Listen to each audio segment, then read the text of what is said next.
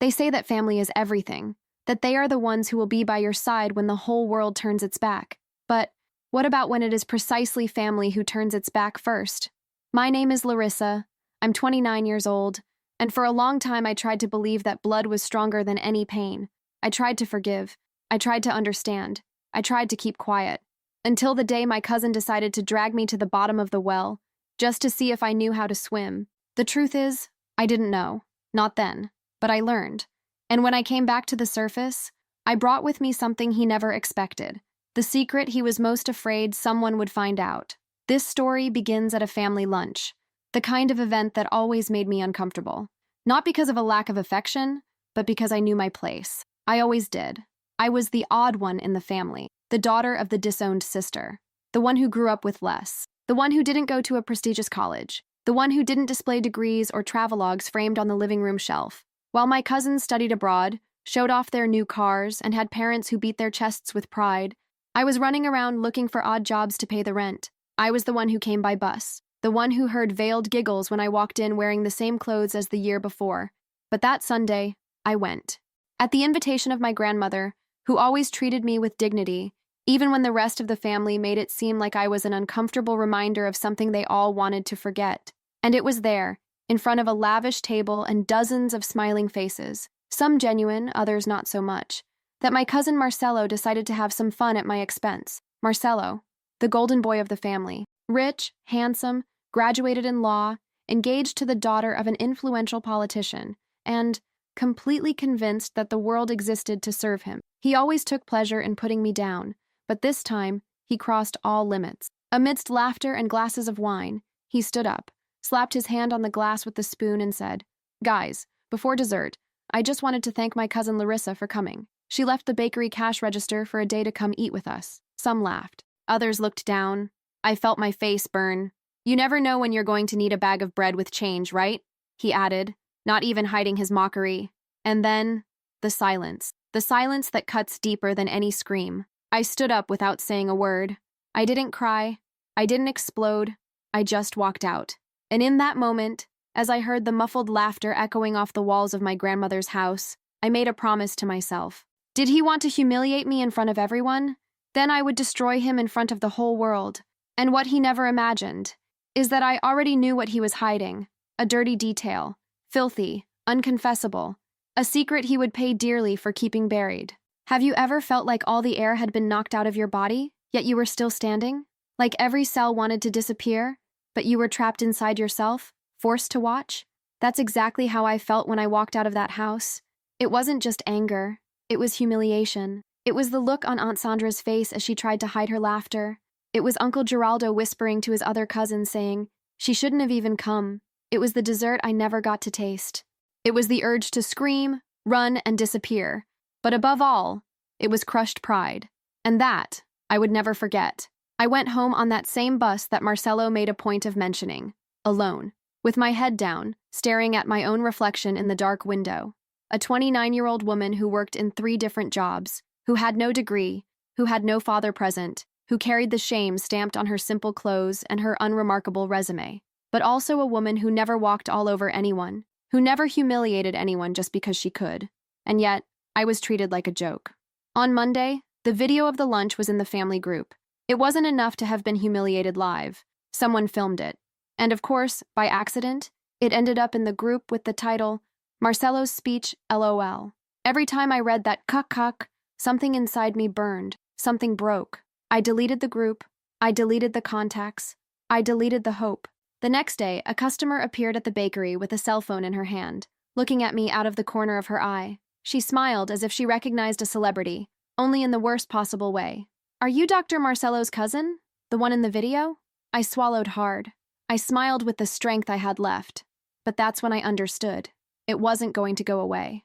I became a topic of conversation, gossip, group meme, the poor cousin, humiliated by the rich and funny cousin. He was being applauded. And me? I was turning into a shadow. Ridiculous. Small. And then, something in me broke. For good. The humiliation turned into a certainty. No one would ever step on me like that again. That night, I cried my eyes out. And when the tears dried, I sat down in front of the old computer in my room. It was time to open a folder that I had never forgotten. A file that had been stored for years, a reminder of something that, at the time, I thought was too heavy to deal with. But now, it was exactly what I needed. Marcelo had a secret, a very, very dirty one, and he thought nobody knew. But I knew, because I saw it, because I kept evidence, because he trusted the wrong place at the wrong time. And now, he was going to pay. Not by shouting, not with slaps, but with exposure, with the same poison he used on me. I opened the files. I reread everything. I reviewed every print, every audio, every short video that I recorded with fear years ago, when my intuition already told me that his smile hid something rotten. And in that moment, with my eyes fixed on the screen and my heart beating fast, I made my decision. Marcelo destroyed my dignity in public. Now, I was going to destroy his reputation forever. For weeks, I couldn't look at myself without feeling disgusted.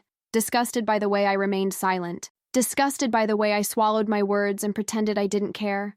Disgusted that I allowed myself to be the family's punching bag.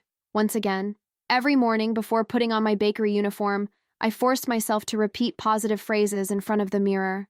You are strong. This will pass. They don't define who you are.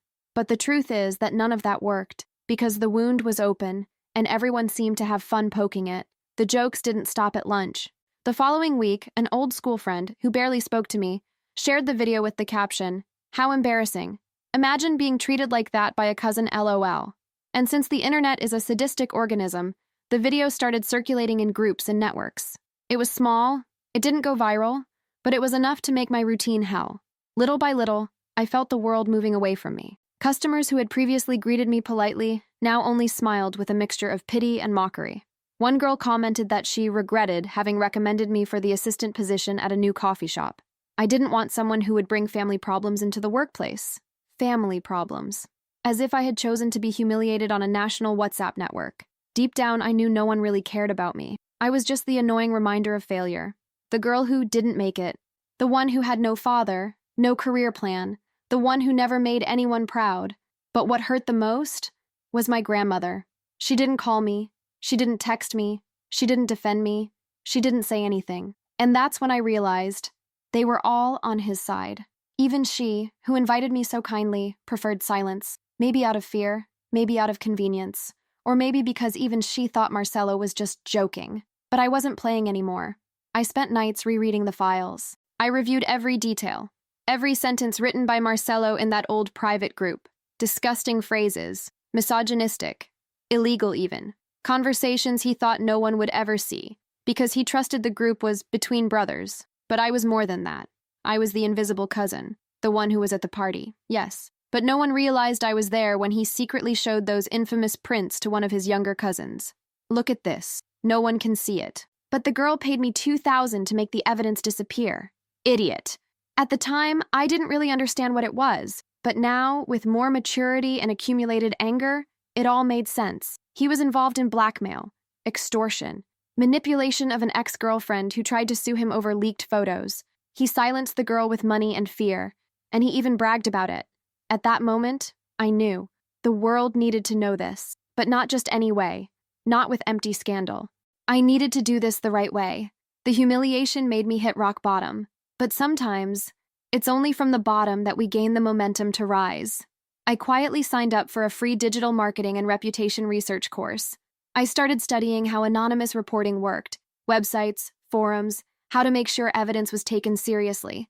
I became obsessive. Marcelo thought he had destroyed me at that lunch, but what he didn't realize is that he just gave me the reason I needed to leave him speechless. For years, I was taught that I had no place, that my job was to smile silently, be grateful for the crumbs, and never, never confront those who were above. But in that dark room, with the old monitor blinking and the file open in front of me, I understood. I didn't need anyone's permission to get up. I just needed method. The first thing I did was print everything. The conversations, the message screenshots, the audios. I used a printer from a friend who worked at a printing shop. I didn't leave any traces. Then I organized the files in chronological order, as if it were a dossier. This wasn't just exposition. It was proof building, and I would make it undeniable. Next, I created fake profiles. I studied language, networks, patterns. I infiltrated legal forums, where young lawyers discuss unethical conduct. I created a neutral persona, a concerned sister for the safety of a victim, without naming names, without making direct accusations. And I observed how people reacted. Some mocked, others gave similar stories. But among these voices, there was one that caught my attention, a young criminal lawyer, recently graduated, who said she was outraged by the use of professional secrecy to cover up predators. I contacted her using another fictitious email. I explained that I had evidence about a man who had coerced a woman years ago, but was now acting respectable, and that the victim didn't want to relive the trauma. She was precise. If there is concrete and digital evidence, there is a basis for a complaint, even if the victim does not want to expose it. It is possible to provoke the system anonymously. That gave me strength. Marcelo thought he was untouchable because he had money, status, political alliances, but the system is not immune to destroyed reputations. If the local media received it in the right way, with the right context, and with the right public pressure, he would fall. I started assembling the structure, a YouTube channel with altered voices, where stories of abuse inspired by real events were narrated, an Instagram profile to support silenced victims, where shocking phrases and excerpts from the evidence would be published, an encrypted email for anonymous contact with independent journalists. But I knew, if I did it all at once, it would feel like pure revenge. And I didn't want to appear, I wanted to prove it. So before all this went live, I needed to test Marcelo, see if he was still the same. So I went to him. Yes, face to face. I used any excuse, an informal family gathering on a weekend. I was dressed up, firm, quiet. And as always, he came to me with that disgusted smile painted on his face. "Hi, cousin from the bakery.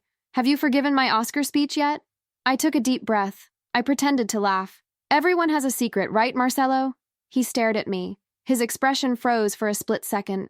That was my moment. I saw fear arise behind arrogance. "What kind of secret, Larissa?" he asked, forcing naturalness. "The one who can change the course of your career, or your fiancé's." And I left. Without further ado, I needed to let the doubt eat away at me, because doubt is the beginning of the fall. That night he tried to call me, twice. Then he sent a message. "What exactly do you want?" I smiled. That was it. He felt it. He knew it. And most of all, he feared it. From that day on, my plan took on a new rhythm. And for the first time in my life, I slept in peace. Not because everything was fine, but because finally, I was in control. Have you ever seen someone trying to hold a pose while feeling the ground dissolve beneath their feet? That's how Marcelo started to change. Subtly. First, he avoided looking at me at family gatherings. Then he stopped making jokes. To anyone. The king of sarcasm now. It was silence, but I knew. It was just the first crack. The plan was in motion, and I couldn't afford to mess up. Everything had to feel spontaneous, like the universe had gotten tired of his good guy act. But really, it was me. Each step was calculated to the millimeter. The YouTube channel was the first shot. I used a neutral avatar, altered voice, and narrated the story of a young woman who was blackmailed by an influential man after threatening to report him for leaking intimate images. Enough details for anyone nearby to be suspicious, but never direct enough to connect me with it. The video was released on a Friday night. By Saturday morning, it had 18,000 views and counting. On Sunday, a comment appeared. "It looks a lot like an affair that happened with Camilla S.'s ex, that influencer. Does anyone know if it's about him?" That's what I wanted. The seed of doubt. Camilla was Marcelo's ex. The same one he mentioned laughing in the screenshots. The same one who paid him to disappear. And now, the past was beginning to bite at his heels. But I didn't stop there. The Instagram profile supporting victims quickly gained traction. It was emotional, beautiful, human. Impactful phrases, anonymous accounts, clean art.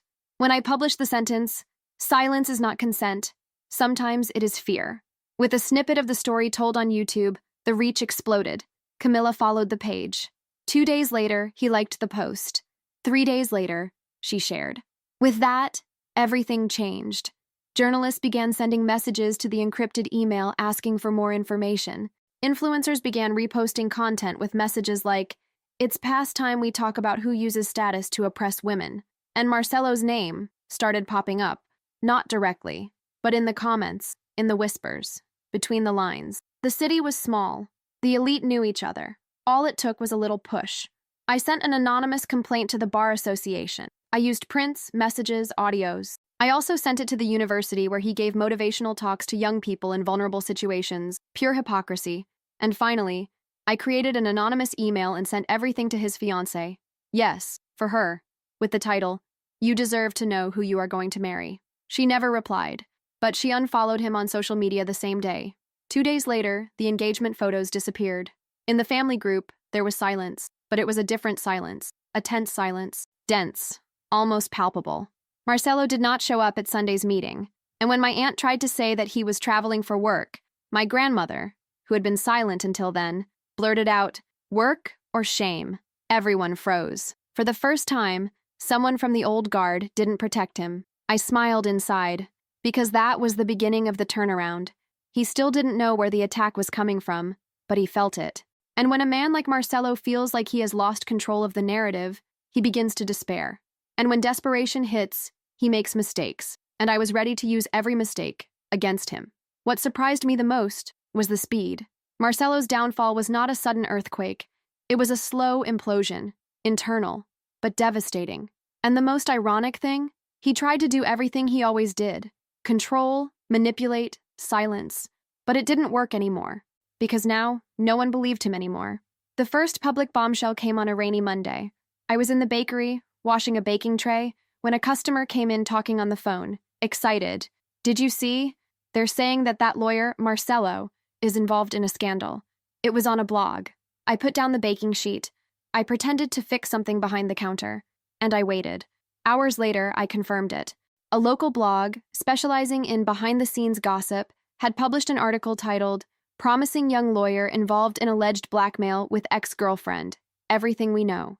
They didn't name names, but they did drop enough clues. Excerpts from the video, phrases taken from the screenshots, an emoji suggestive of scales of justice. And the main thing, according to sources, the accused also allegedly used his position to intimidate the victim, who ended up abandoning her career as an influencer after the trauma. That was enough. On the same day, Marcelo's name became a trending topic on local Twitter. The office where he worked released a cold statement, saying that it would internally evaluate the allegations and take a position after investigating the facts. The university has canceled his upcoming lecture.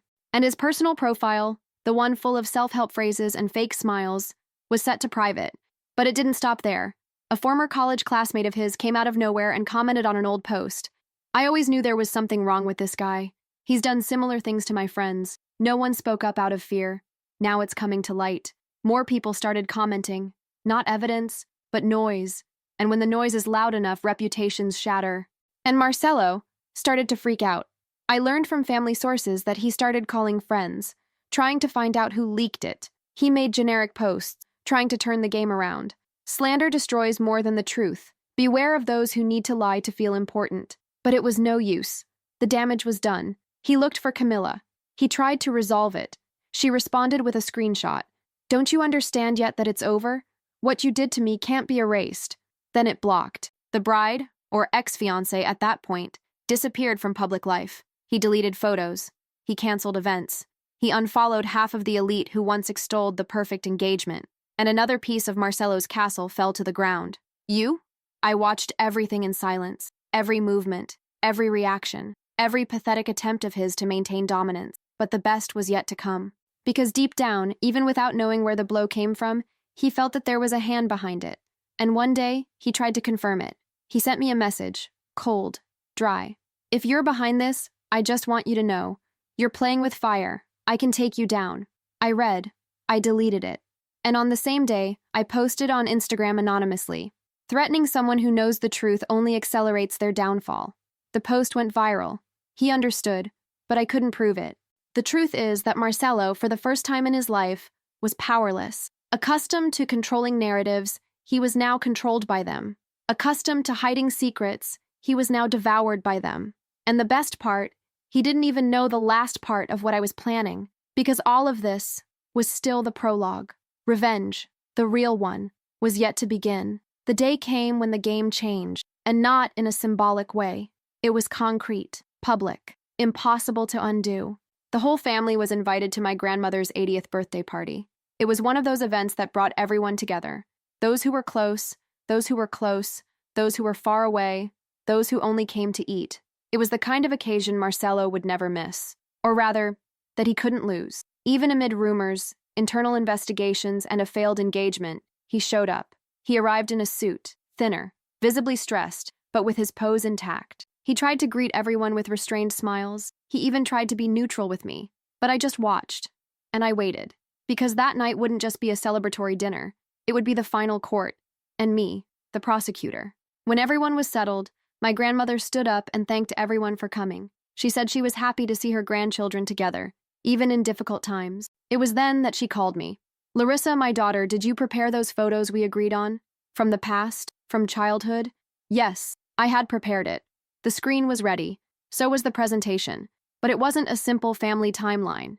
It was something much more delicate and lethal. I started with old photos, childhood laughter, sweet moments. My grandmother was moved, but then the screen went black, and a new slide appeared. Unspoken truth. When silence is violence. The room stopped. I posted the screenshots, the messages, the audios, everything carefully edited. Names blurred out, but enough so that anyone who knew Marcelo would know. And finally, a note. "This is the man you applaud, the same one who destroyed lives and hides behind jokes." A thick silence fell over the room. Marcelo stood up suddenly. "What is this, Larissa? This is defamation." I looked at him, for the first time, with superiority. "I just gathered truths. The lies were all yours." He tried to laugh. "This is a montage. This is something that envious people do." But no one defended him. Not Aunt Sandra, not Uncle Geraldo, not my grandmother. On the contrary, a cousin, previously silent, spoke. "I saw him bragging about it years ago. I thought it was an exaggeration. But seeing it now," another said, "Camila tried to tell me once. I kept quiet. I think everyone kept quiet." The siege was closing. Marcelo was sweating. He tried to threaten with lawsuits, with legal consequences, but there was no more atmosphere. He left, slamming the door, under the silent gaze of his own family. Silence that once suffocated me, now suffocated him. "You?" I sat down, calm, firm. I didn't cry. I didn't explode. I just breathed. And I felt, for the first time, that I had won. There, in front of those who once laughed at me, I showed who I really was, fragile, and who carried the power all the time. He fell. And the fall was public, inevitable, and devastating. After that night, Marcelo stopped being a figure. He turned into a warning. The following days were relentless with him. The video of the presentation, recorded by a younger cousin, probably without thinking about the consequences, was leaked. At first, it was shared in closed groups with comments like, "Look at the mess that happened at Dona Celia's birthday party." But within a few hours, it was leaked to the public. It wasn't long before the video fell into the hands of the same independent journalists who were already keeping an eye on the case. This time, Marcelo's name appeared in the headline. "Lawyer involved in blackmail scandal is exposed by cousin at family event. Understand the case." And what was once a rumor became fact. The Bar Association was pressured to take a position. The university officially dropped him from the mentoring program. The office issued a harsh and final note. "Marcelo Waim has been removed from his duties until further notice. We repudiate any conduct that violates the ethical principles of the legal profession." He tried to defend himself. He created a poorly lit homemade video, saying he was the victim of a smear campaign. He said the messages were out of context, that it was all kids' joke. But no one swallowed it anymore, because it wasn't just about him. It was about every Marcelo that society protected for so long. Camila finally spoke up. She made a courageous video, telling how she was coerced, exposed, and threatened. She said she didn't have enough evidence at the time, but that today she felt strengthened by the voices that emerged. And he ended by saying, "Thank you to the woman who had the courage to do what I couldn't." I cried watching it, because she didn't know that this woman was me. Or maybe he did. Maybe he just wanted to respect my anonymity, and that was enough for me. Marcelo disappeared for a while. Rumors said he had gone for treatment abroad. Others said he was trying to negotiate a plea bargain, but no official note emerged. On social media, his name became a source of jokes. He lost contracts. He lost status. He lost everything he used as a shield. My Aunt Sandra, who used to talk about honor and family, sent me a dry message. "If that's what you wanted, congratulations. You ended your cousin's life." I didn't answer, because she didn't understand anything. I didn't end Marcelo's life. He did it himself. I just pulled out the rug of silence that hid the dirt. But the most shocking thing was what happened to the family itself. Some began to treat me with respect, an uncomfortable respect mixed with guilt. Others walked away altogether, unable to face their own mistakes and omissions. My grandmother called me a week later. We sat in her backyard just like when I was a kid. She held my hand and said, "You suffered a lot, and I should have protected you." "You didn't owe me anything, Grandma," I replied. "Yes, I should, because I saw it, and I kept quiet." She looked into my eyes with tears. "But you spoke. And thanks to you, others will be able to speak too." It was then that I understood. Revenge was not just about destroying Marcelo. It was about destroying the pact of silence. That invisible web that keeps the arrogant unpunished and the victims in fear. Marcelo lost everything, but what I gained was much more than justice. It was my voice. It was my peace. And for the first time, it was respect. Today I look in the mirror and see someone I wouldn't recognize a few years ago. Not because I've changed radically on the outside. My hair is still the same, my clothes are still simple, and my routine is still full of calculations and rushing around. But inside I am a fortress. I'm not a heroine. I'm not a villain either. I'm just a woman who's tired of swallowing humiliations that taste like a family joke. A woman who saw her own name reduced to mockery and decided with every cell in her body that she would never again be seen as lesser. My revenge was silent, strategic, cold, and I don't regret it, because before her, I only knew two positions, silence or shame. Today, I know a third, justice, not in the way the world preaches, with medals or applause, but emotional justice, the one that gives us back our dignity when no one else seems to care about it. Marcelo fell. It fell like every clay idol, with noise, dust, and shame. And while he tried to clean up the rubble of his own image, I was rebuilding my life, brick by brick. Over time, I left the bakery. I started a small digital consulting business. Ironic, right? The one who was teased for not having a degree, now teaching others how to use the internet responsibly. I took online courses. I met new people. Some of them even became real friends, something rare in my career. Camilla and I exchanged a single direct message months later. She wrote, "We survived. Now let's live." And that was it. We never spoke again, but it was enough. My grandmother continued to support me, even with the family's setbacks. "Marcelo? Gone, literally. I heard that you tried to move to another city, that you now live far from the internet, that you are facing lawsuits, some legal, others just your own conscience. But that is no longer my problem, because now I live for myself, not to prove anything to anyone, not to outdo anyone, just to be what I always deserved to be, free. And if someone asks me if I regret it, I calmly say, no. Because if I hadn't done what I did, today, I would be just another broken woman in the statistics of silence. And today, I am the statistic that screamed, pointed, and turned the tables. Would you do it all over again? Yes, maybe even earlier. But now, with a lighter chest and a higher head, I can finally say, my story did not end in humiliation. She started there. And today, I write the rest, with my own hands.